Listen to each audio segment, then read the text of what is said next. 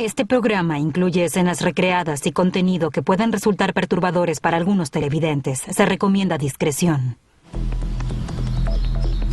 Una pasante de un parque público de Minnesota abre la puerta trasera de una oficina y descubre algo horrible. Antes de volver a cerrar la puerta, miró hacia adentro y vio el cuerpo. Su compañera de trabajo, Carrie Nelson, de 20 años, está tendida en el suelo sobre un charco de sangre. Cuando vio la sangre derramada por todo el lugar, dio media vuelta y salió corriendo. Y se fue tan rápido que dejó uno de sus zapatos en el lugar del crimen. El primer asesinato del parque público de Minnesota pone en carrera a los investigadores. Es un caso contrarreloj, con todo un rastro de pistas contundentes y un asesino esquivo.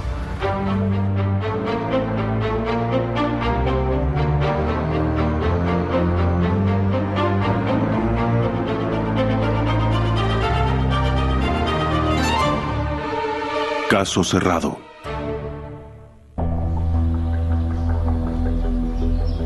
Los investigadores de la oficina del sheriff y del Departamento de Detención de Criminales de Minnesota se acercan a analizar la escena del crimen. La escena del crimen era el parque público Blue Mounds, en el edificio de entrada donde uno compra el adhesivo para poder ingresar al parque.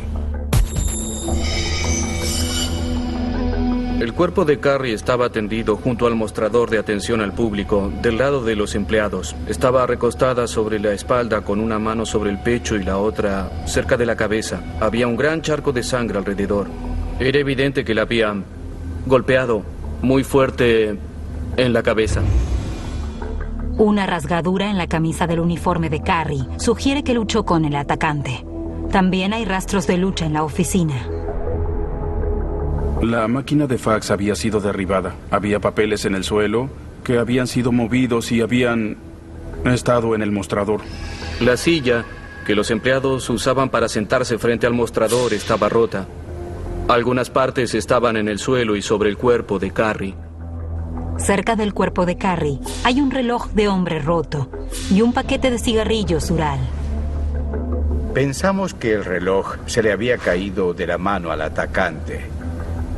Pensábamos que pertenecía a la persona que había cometido el crimen. Era extraño, pero una de sus manos parecía apuntar directamente al reloj y al paquete de cigarrillos que estaban en el suelo, cerca de su cabeza. Después de examinar el cuerpo, la doctora Susan Rowe determina que la muerte fue provocada por golpes en la cabeza, realizados con un objeto contundente. Tenía múltiples desgarros y rasguños, ubicados sobre todo en el lado derecho del rostro, pero también algunos en el lado izquierdo. Y a esos parecía que los habían hecho con un objeto bastante pesado. La autopsia también revela que Carrie fue estrangulada o asfixiada antes de morir. Tenía puesto un collar que le dejó una marca en el cuello. Por la ubicación del cuerpo de Carrie y la naturaleza de las lesiones, la médica forense cree que quizás tomó por sorpresa al asesino. Lo más probable es que haya estado en el baño cuando esa persona entró en la oficina del guardaparques. Y cuando ella salió del baño, la tomó por sorpresa y por eso fue atacada. La dominó y la llevó de una sala a otra, donde se guardaba el dinero en efectivo. Y fue entonces que el criminal tomó un objeto para golpearla. Lo que pasó fue que le destrozó el cráneo y le causó un daño cerebral interno. Los investigadores forenses rastrillan la oficina del parque en busca de pruebas. Había una caja de dinero en una sala en el fondo y había sangre en su interior también. La identificación de Carrie Nelson estaba en el fondo, cerca de la caja de dinero. Teníamos que buscar huellas dactilares en varias superficies, en los mostradores, cajas registradoras, caja de seguridad, los muros, las puertas, un teléfono público que estaba afuera. Y había que registrar cualquier superficie que estuviera dentro del área que rodeaba el edificio de oficinas. Obtuvimos más de 100 huellas para identificar. Las huellas dactilares, las muestras de sangre, el reloj y los cigarrillos se envían al laboratorio. Los detectives les preguntan a los empleados del parque si creen que falta algún objeto. En el mostrador, cerca de la caja registradora, siempre había una piedra decorativa de unos 5 kilos que tenía un búfalo grabado. Todos indicaron enseguida que esa piedra ya no estaba. Creímos que quizás esa había sido el arma que habían utilizado para golpearla porque estaba ahí. También faltan 2 bolsas del banco que tenían unos $2,000 en efectivo. Nunca me imaginé que ese pudiera ser un buen lugar para ir a robar. Sin embargo, estaba un poco alejado y por eso era un blanco fácil. Y además no contaba con los sistemas de seguridad que tienen otros lugares donde circula mucho dinero. En nuestra investigación descubrimos que la caja de seguridad podía verse desde el área pública sobre el mostrador, así que cualquier persona que entrara podía darse cuenta fácilmente de que había dinero ahí atrás. Todas las pistas indican que se trata de un robo. Por eso los detectives se preguntan por qué mataron a Carrie. ¿Estaba en el lugar equivocado en el momento equivocado? ¿O había otro motivo? No estábamos seguros de si se trataba de un robo que había salido mal, de algo relacionado con el pasado de Carrie, o de otro motivo que no habíamos descubierto aún. Se cierran todas las salidas del parque. Interrogan a los campistas nocturnos y a los visitantes diurnos antes de dejarlos ir. Me preguntaba quién era, qué era, dónde estaba. Si estaba todavía en el parque, si era un campista o un escalador. Era un domingo en un parque de Minnesota. No suceden estas cosas. No nos pudieron dar ninguna información sobre ninguna persona en especial del parque, ya que nadie había notado nada sospechoso o digno de mencionar. La única pista que obtuvimos de los visitantes del parque fue un auto blanco que algunos vieron partir a gran velocidad a la hora en que suponíamos que había tenido lugar el crimen. Una mujer me explicó que el auto, según sus propias palabras, parecía un gran barco blanco que iba hacia el norte a gran velocidad por la calle de grava. Los investigadores contactan a la familia de Carrie. Los padres de Carrie estaban divorciados, pero ambos vivían en la zona y se sorprendieron al igual que todos. No entendían por qué su hija había sido asesinada. Era una buena persona que no tenía enemigos. El padre de Carrie no tenía idea de quién podía haber cometido un crimen como ese, o quién podía tener algo que ver con él, o con quién podía haber estado involucrada Carrie. Lo primero que uno piensa es que hay un error, que no entendió bien, porque no puede pasarle algo así a su familia. Pero con el tiempo empieza a llegar más información y uno escucha otra noticia sobre lo que ocurrió y se da cuenta de que es verdad. Pero como cualquier persona que recibe noticias trágicas, nos quedamos sorprendidos y no podíamos creer que fuera cierto. El padre de Carrie les cuenta a los investigadores que su hija se había comprometido. El padre de Carrie no podía creer que el prometido de Carrie tuviera algo que ver. Insistía en que no estaba involucrado. El prometido de Carrie estaba en el funeral ese día, y cuando lo llamamos nos dijo que no tenía idea de quién podría ser el responsable. Las personas que conocían al prometido de Carrie no tenían nada malo que decir de él. Se llevaban bien. Estaban ansiosos por casarse y les encantaba la idea de pasar su vida juntos. Su prometido no fumaba cigarrillos Dural. Había familiares y otras personas que lo habían visto en una ciudad a unos 60 kilómetros de allí, en el momento en el que se cometió el crimen. Incluso tenían recibos de cosas que había comprado y la prueba de llamados que él le hizo y que ella no respondió. Pudimos verificar todo eso y corroborar su coartada. Los detectives arman una secuencia temporal y obtienen ayuda de la misma víctima, ya que Carrie había escrito una nota justo antes de su asesinato. Era una nota para su prometido. Una nota de amor sin terminar. Pero había escrito la hora, las 2 de la tarde. Pensamos que esa era una de las pistas que nos había dejado. Evidentemente la descubrieron poco después de las 2:30 y antes de las 2:40. Esa era la cronología que teníamos. Los investigadores revisan los hechos del caso. Carrie Nelson murió debido a una serie de golpes violentos en la cabeza, probablemente provocados por una piedra decorativa que estaba en la oficina. Como faltan $2,000, el robo parece ser el motivo. El asesino dejó en la escena un reloj y un paquete de cigarrillos. Una testigo dice que vio un gran auto blanco que se alejaba a toda velocidad. Ya en las primeras 24 a 48 horas nos dimos cuenta de que sería un caso complicado, sí, un caso difícil de resolver. Pero entonces surge una pista. La policía ubica a un amigo de Carrie que encuadra con el perfil del sospechoso. Tiene un auto blanco grande y por sus antecedentes de problemas con las drogas, la policía sospecha que puede haber necesitado dinero con urgencia. Discovery. Cuando Carrie Nelson, de 20 años, aparece asesinada en la oficina del parque público Blue Mounds, la comunidad de Luverne, Minnesota, queda atónita.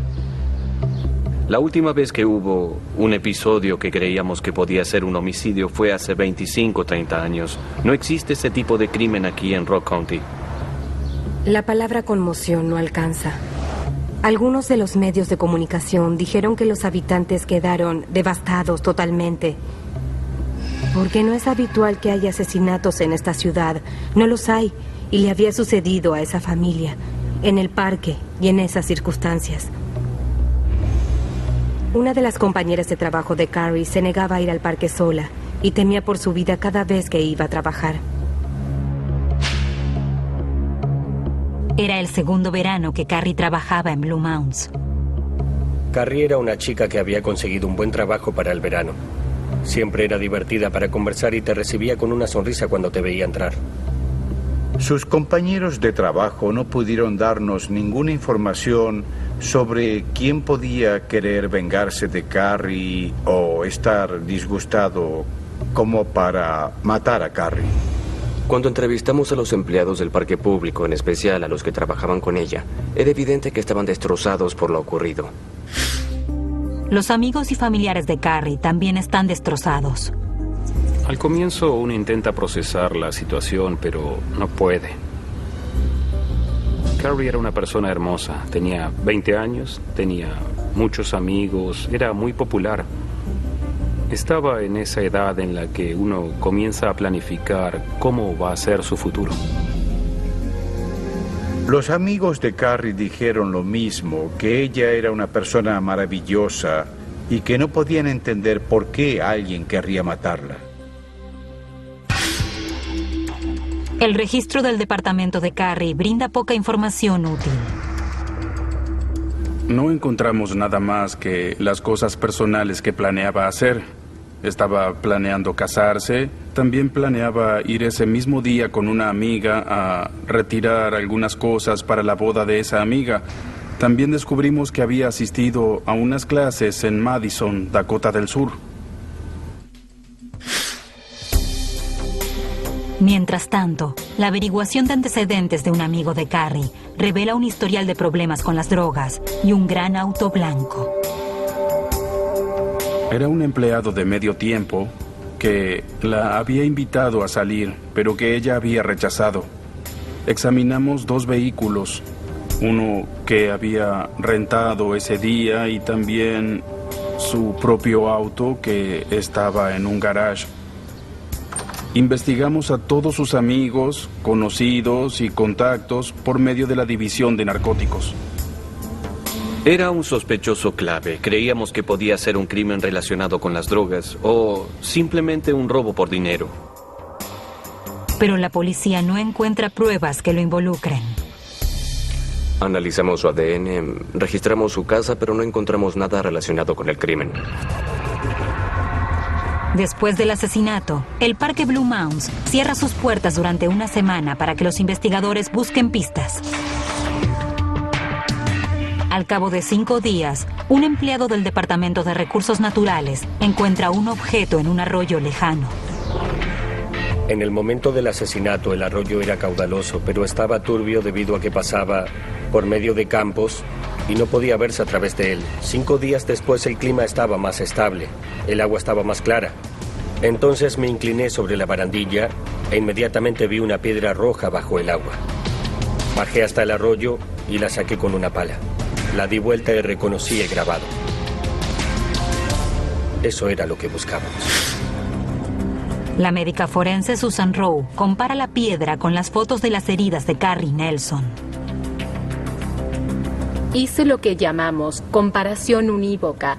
Tenía las fotos del objeto ajustadas a escala con las fotos tomadas durante la autopsia. Y luego pude tomar esas fotos y las de la autopsia y compararlas directamente con el objeto. Y la piedra concordaba con las heridas existentes. La prueba era muy útil para entender lo que había pasado durante la lucha. Sabíamos que Carrie había recibido un golpe en la nuca que podía no haber sido fatal, por lo que quizás había sido el primero desde atrás. Había al menos 5 golpes diferentes en su cabeza. La médica forense llegó a esa conclusión porque las heridas estaban en diferentes planos del cráneo.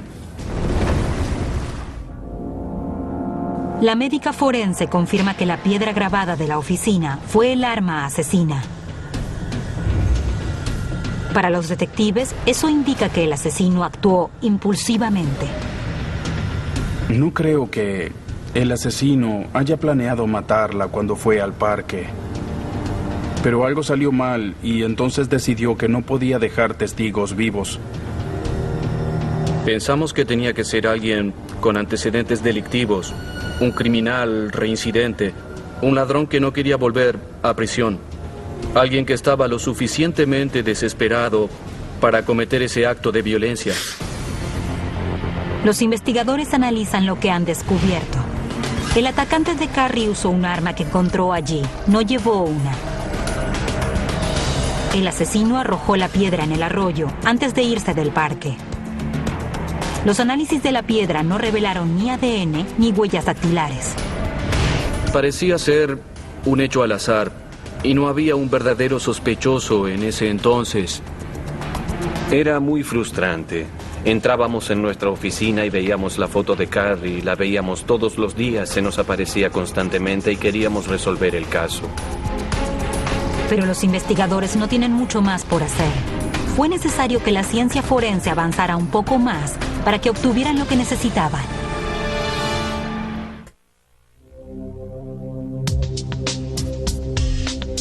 En las semanas posteriores al asesinato de Carrie Nelson, los investigadores de Minnesota analizan decenas de huellas dactilares encontradas en la escena del crimen.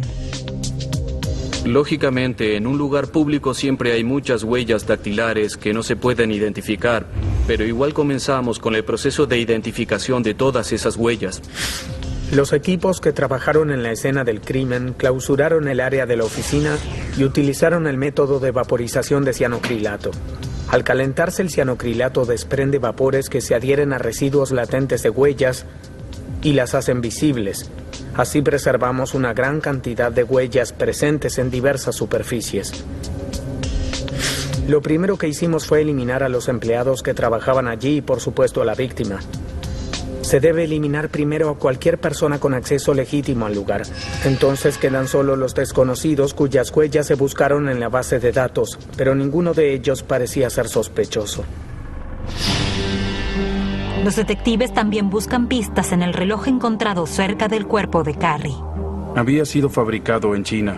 Era un reloj muy común entre los guardaparques. Lo venden en tiendas de grandes cadenas y no es muy costoso. Quizá tenga un valor de $10 o $12. No podíamos rastrearlo como si hubiera sido un reloj especial. Envían a analizar el ADN del reloj al laboratorio. Los resultados revelan muestras de ADN de al menos 3 personas diferentes. Los investigadores siempre queremos el ADN perfecto, y eso era lo que yo esperaba. Pero no fue lo que obtuvimos. Había una mezcla de ADN.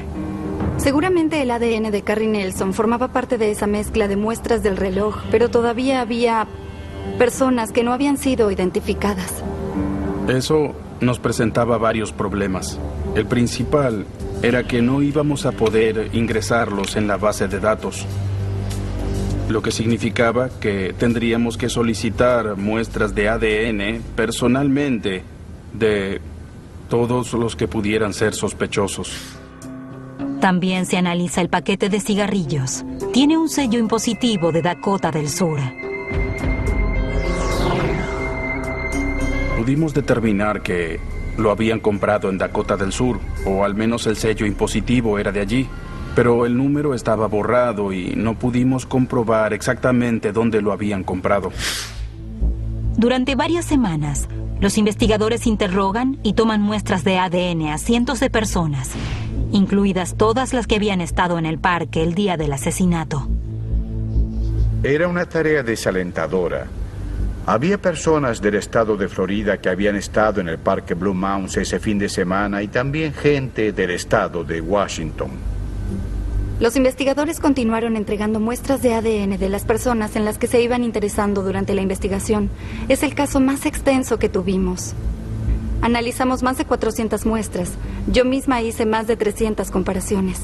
Cada vez que teníamos el perfil de ADN de una persona era una de las excluidas, así que no podíamos compararlo con el del reloj. Era desalentador porque nos enterábamos de otros homicidios en Minnesota o en el área, de cómo arrestaban a alguien a las 2 horas o un día o 2 después, y esta investigación se extendía y era frustrante. Cada una de las pistas se va desvaneciendo y la investigación se complica. No había sospechosos obvios. Nadie sospechaba de nadie y comenzaron a pasar los meses y después los años sin que nada se resolviera. Creo que había un sentimiento de desilusión. Alguien había cometido ese crimen y quedaba impune. La comunidad puso una piedra recordatoria grabada dentro del parque, con un jardín de flores silvestres alrededor, para que la gente recuerde a Carrie y para que la familia sepa que dio todo por nosotros y que siempre vamos a recordarla. La espera y la incertidumbre son aún peores para la familia de Carrie. Iba allí todos los años, en el aniversario de su muerte, y trataba de no olvidar quién había sido ella y cómo era. Las cosas cambian con el tiempo, eso ocurre. Al comienzo uno tiene esperanzas que luego desaparecen. Pero los detectives no quieren darse por vencidos. 5 años después del asesinato, consultan expertos forenses para volver a analizar el reloj del asesino. Paul Sopelan me llamó y me preguntó si yo creía que sería conveniente intentar tomar más muestras del reloj. Sopelan y los otros detectives saben que la ciencia forense avanzó mucho en los años posteriores al asesinato. Me pareció una muy buena idea y tomé más muestras del reloj, que tenía un corte en la correa, porque creía que quien hubiera usado ese reloj debía haber dejado su ADN impregnado en el nylon de la correa. El primer análisis de ADN dio por resultado una mezcla de 3 personas que no pudieron identificarse. Pero el nuevo análisis es mucho más preciso. Identifica el ADN de Carrie Nelson y el de otras 2 personas específicas. Representa un gran avance en el caso. Ingresamos los datos en la base de datos de Minnesota, pero lamentablemente no dio resultados. Fue una gran desilusión porque realmente creí que por fin íbamos a poder resolver el caso. Estaba desilusionado, claro que sí, pero no del todo frustrado. Pregunté, ¿ok, hay alguna otra cosa que podamos hacer? Y Chris me respondió, sí, podríamos pedirles a cada uno de los estados que los comparen en sus bases de datos. El laboratorio envía las muestras de ADN a los estados limítrofes de Minnesota. 2 semanas y media después, se comunican desde Dakota del Sur. Tienen una compatibilidad. Una de las muestras pertenece a un hombre llamado Randy Sweeney. Me quedé paralizada. Todos estábamos muy emocionados. Creo que fue el caso de todos los que tuve que más me emocionó. Oh, estaba muy emocionado. Recuerdo la hora y los minutos exactos en los que recibí el llamado. Era la 1:30 de la tarde del 2 de abril. Al recordar ese momento se me llenan los ojos de lágrimas. Recuerdo la emoción que sentimos al saber que con un 99,9% de certeza el ADN coincidía. Pero uno de los perfiles de ADN del reloj sigue sin identificarse. A esa altura ya estaba muy familiarizada con el perfil y noté que había una mezcla de un hombre y una mujer. Entonces llamé al laboratorio de Dakota del Sur y les dije, creo que hay ADN de una mujer, y mi colega de Dakota del Sur encontró 2 personas que o bien eran familiares o bien estaban casadas con Randy Sweeney, y cuyas muestras no habían sido analizadas todavía. Entonces, ¿las analizó? El resultado del análisis revela que el ADN no identificado del reloj pertenece a la esposa de Randy Sweeney.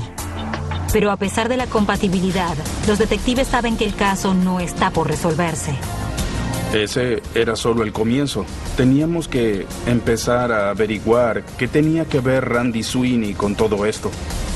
Finalmente el reloj ha dado una pista, pero la pregunta es, ¿tienen los investigadores pruebas firmes o es solo una coincidencia? Well, we wanted to talk to you about, possible crimes you may be able to help us with, or that you could be involved with. I don't know.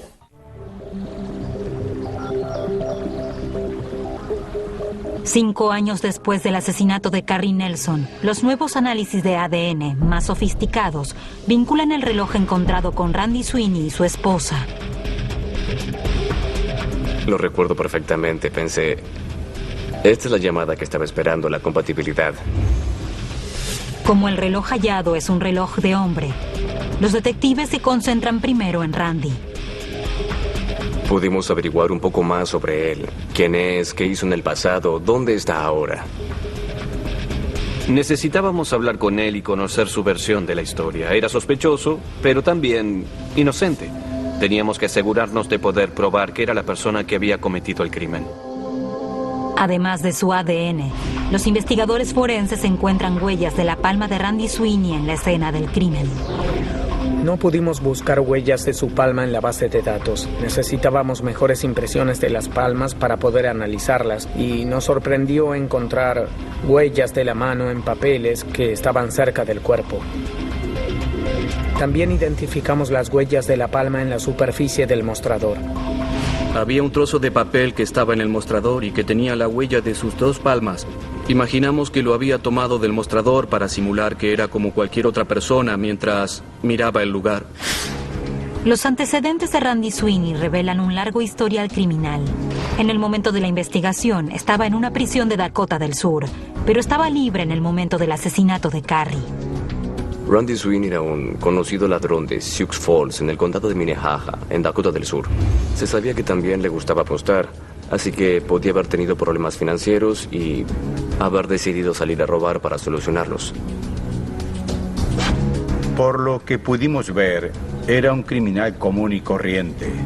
El tipo de ladrón que investiga un lugar antes de ir a robar, que se asegura de que el lugar que robará vale la pena y que no será una pérdida de tiempo. Analiza específicamente cada caso. Había instalado unas alfombras en lugar en alguna ocasión, y es posible que haya estado en el parque antes o que se haya enterado de su existencia mientras buscaba otro lugar para robar. Los detectives preparan los argumentos en contra de Sweeney, pero saben que es una carrera contra reloj, porque Sweeney saldrá de prisión en un mes. Sabíamos que teníamos una fecha límite que cumplir, así que dejamos todo lo demás y le dimos prioridad a este caso. Y entonces no queríamos que saliera y perderle el rastro. Llaman a la esposa de Randy para interrogarla. 2 investigadores interrogaron a la esposa de Randy Sweeney y le tomaron una declaración. Cooperó sin problemas y no parecía sorprendida de que su esposo fuera sospechoso de nada. Ella supuso, debido a su pasado, que había otro robo del que queríamos hablar y que habíamos decidido hablar con ella primero. Le muestran a la esposa de Randy una foto del reloj encontrado en la escena del crimen. Miró la foto y dijo, ese reloj de Randy. Sin darse cuenta, involucra a su marido en el asesinato. Comentó que en algunas ocasiones lo había usado para tomarse la presión sanguínea y se lo ponía de vez en cuando, lo que explicaba por qué había rastros de su ADN.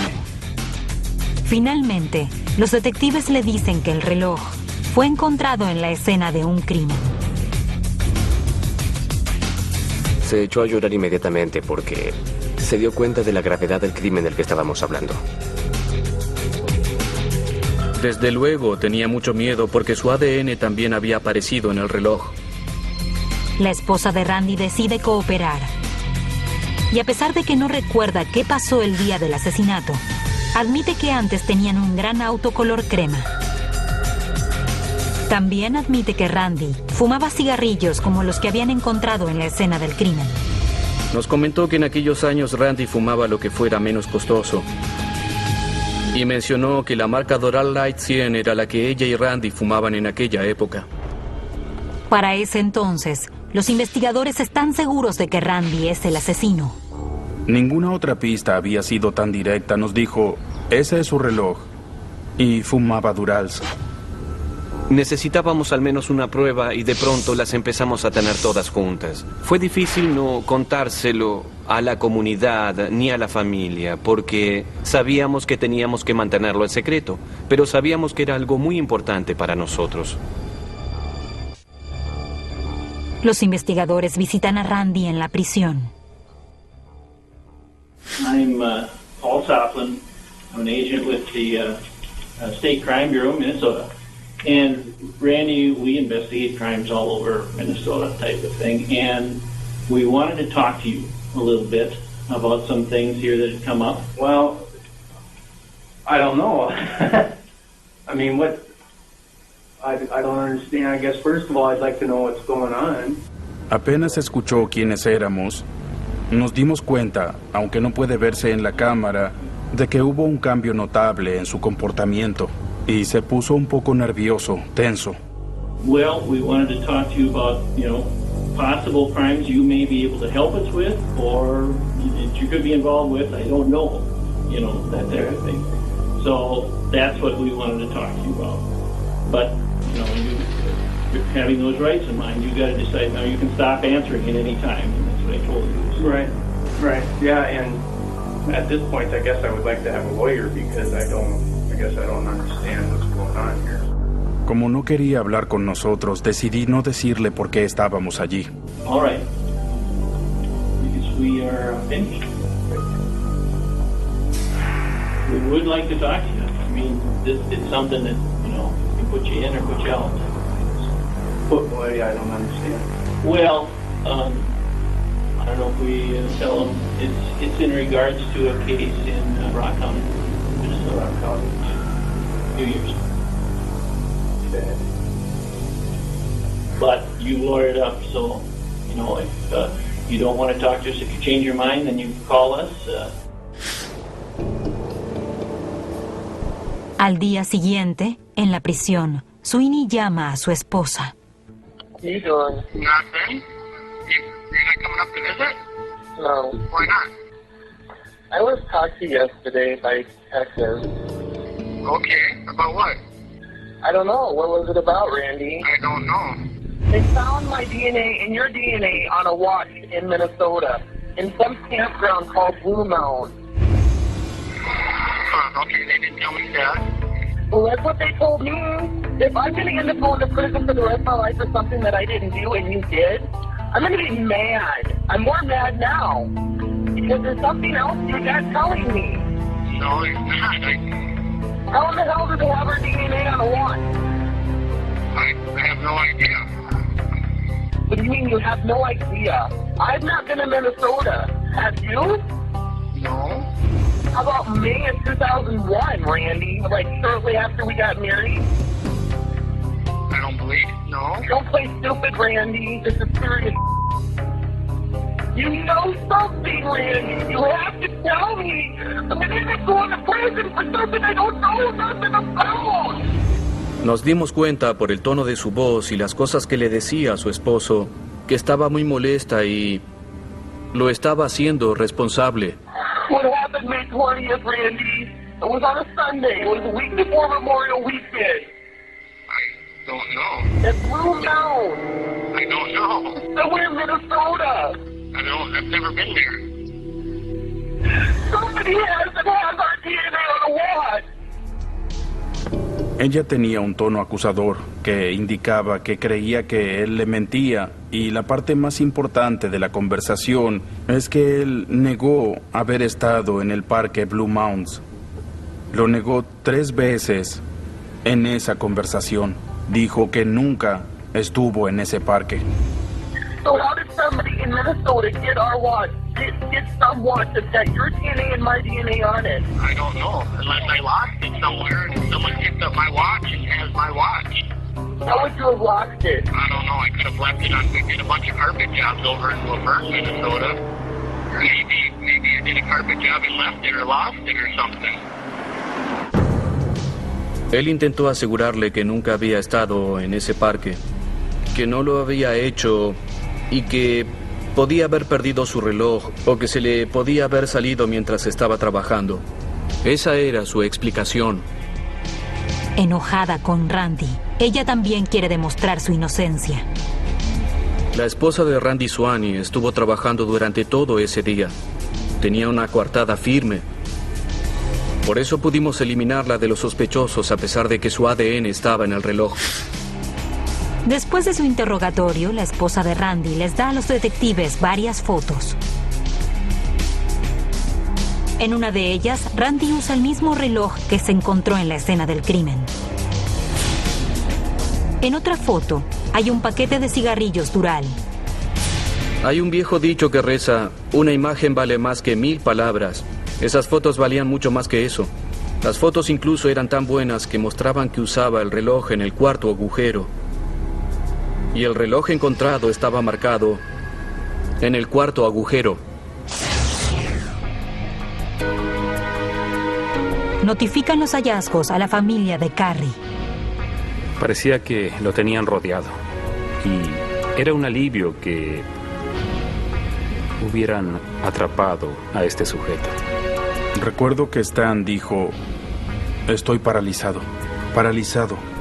Estaban muy agradecidos por nuestros esfuerzos y me disculpé por haber demorado tanto. Pero estaban contentos con el resultado. El 8 de mayo de 2007, 6 años después de la muerte de Carrie Nelson, se acusa de homicidio a Randy Sweeney, un día antes de que salga de la prisión. Finalmente había un sospechoso. Nadie reaccionó cuando se supo que el sospechoso era Randy Sweeney, porque nadie lo conocía. Pero sentimos un gran alivio. Los fiscales se sienten seguros. Pero es el primer juicio por homicidio que ha habido en Rock County en las últimas 3 décadas. ¿Hay pruebas suficientes para que el jurado lo condene? El 30 de julio de 2008, Randy Sweeney ingresa a la sala del tribunal para ser juzgado por el asesinato de Carrie Nelson. El juicio fue muy importante para la comunidad.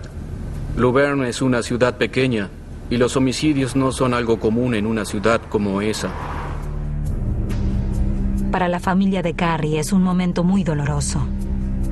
Tuvimos que revivir todo el horror de los primeros días y sentíamos náuseas con solo pensar en ello. Y tener que mirar al hombre que lo había hecho fue muy desagradable. Cuando hablé con la madre de Carrie Nelson, me dijo que estaba contenta de que todo tuviera un cierre, pero que era muy doloroso tener que revivir todo lo sucedido. Los fiscales basan su alegato en las pruebas materiales que vinculan a Sweeney con la escena del crimen. Las pruebas más importantes eran las pruebas forenses, como el ADN en el reloj y las huellas dactilares, porque situaban a Sweeney en el lugar y contradecían su propia declaración, ya que él decía que nunca había estado allí.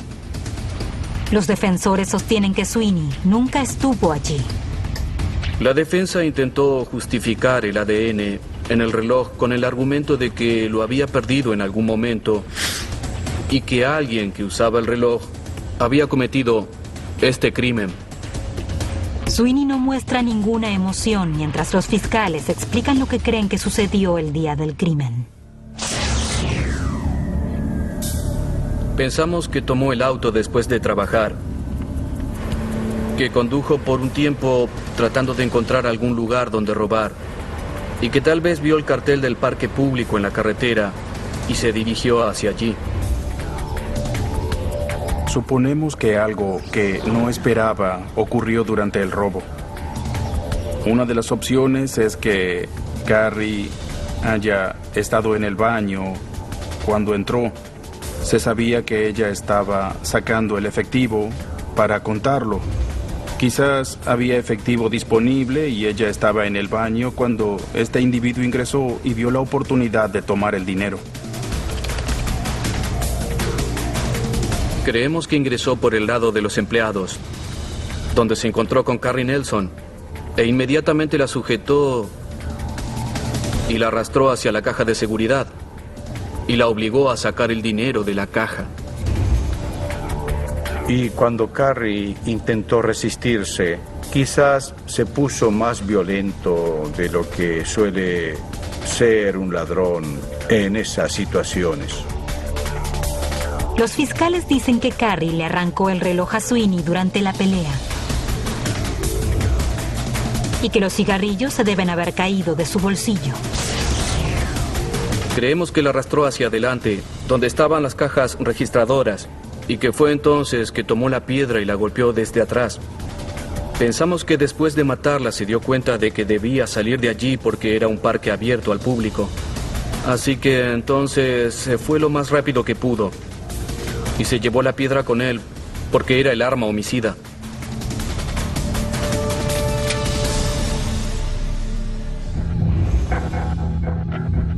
Después de un juicio de solo 2 semanas, declaran a Randy Sweeney culpable de homicidio en primer grado.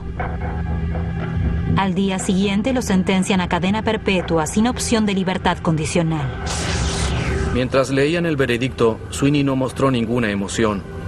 Estaba sentado sin ninguna expresión en el rostro. Y cuando a la mañana siguiente el juez lo sentenció a cadena perpetua, volvió a negar que fuera culpable. Esa fue la única reacción que tuvo.